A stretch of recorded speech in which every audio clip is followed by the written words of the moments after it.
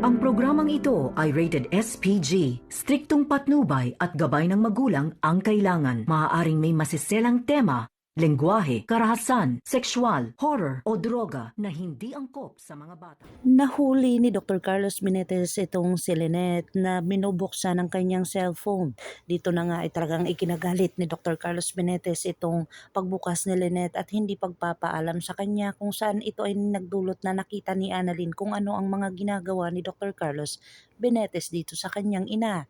Dito na pinagsabihan ni Annalyn itong kanyang ina na bumalik na lang sa kanilang tahanan at nag-iimpake ito dahil sa babawiin niya na itong si Lynette dahil hindi tama na ang isang lalaki o isang asawa ay saktan ng kanyang asawa. Dito na nga ay talagang porsigido itong si Annalyn na bawiin ang kanyang ina at talagang walang magagawa itong si Lynette at saka si Dr. Carlos Benetes dahil mali ang lahat ng mga ginagawa ni Dr. Carlos Benetes dito kay Lynette.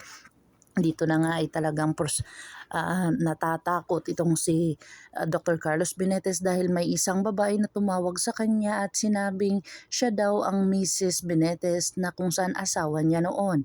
Dito na nga kaya ay talagang nanay ito ni Harry na nasa US at talagang porsigido ito na makita itong si Dr. Carlos Benetes dahil malalaman na ni Lynette na hindi pala totoo ang kanilang kasal dahil sa kasal ito nung una itong si Dr. Carlos Benetes.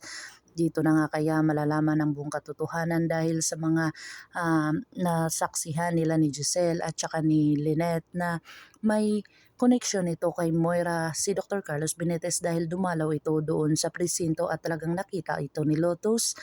Dito na nga ay porsigido itong si Lotus na gantihan na itong si Moira dahil sa lahat ng mga kasalanan nito at may balak pa itong lumabas na kung saan gusto niyang bigyan ng malaking remembrance itong si Moira para paglabas niya ay maaalala niya itong kanyang kaibigang si Lotus doon sa loob ng kulungan.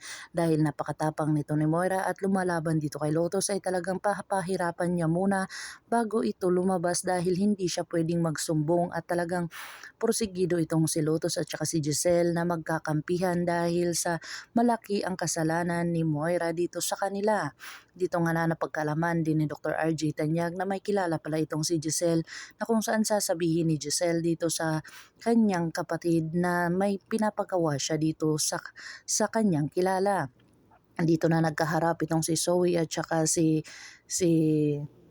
Justine ay talagang porsigido din itong si Justine na paalisin itong si Zoe o is suspended pero hindi niya nagawa ito dahil sa pinigilan nito ng kanyang ama at kung saan nahuli sila ni Dr. Ray Meneses na nag-aaway at talagang napigil at naputol ang kanilang pag-aaway dahil sa gumit na itong si Dr. Ray Meneses. Dito na mapagkakaalaman ni Dr. Carlos na talagang porsigido ito na matuntun ni Lynette ang buong katotohanan dahil sa positibo ito na may kinalaman itong si Zoe at saka si Dr. Carlos Benetes na parang mag-ama ito. Dito na nga kaya sasaksihan ni Dr. RJ Tanyag ang lahat ng katotohanan dahil sa sasabihin ni Annalyn kung ano ang nangyari sa kanyang ina. Pakakabangan natin ang mga susunod pa na episode ng Abot Kamay na Pangarap. Kung bago lang po kayo sa aking channel, please like, share, and subscribe para ma-update po kayo sa mga susunod pa. Yun lamang po at maraming salamat.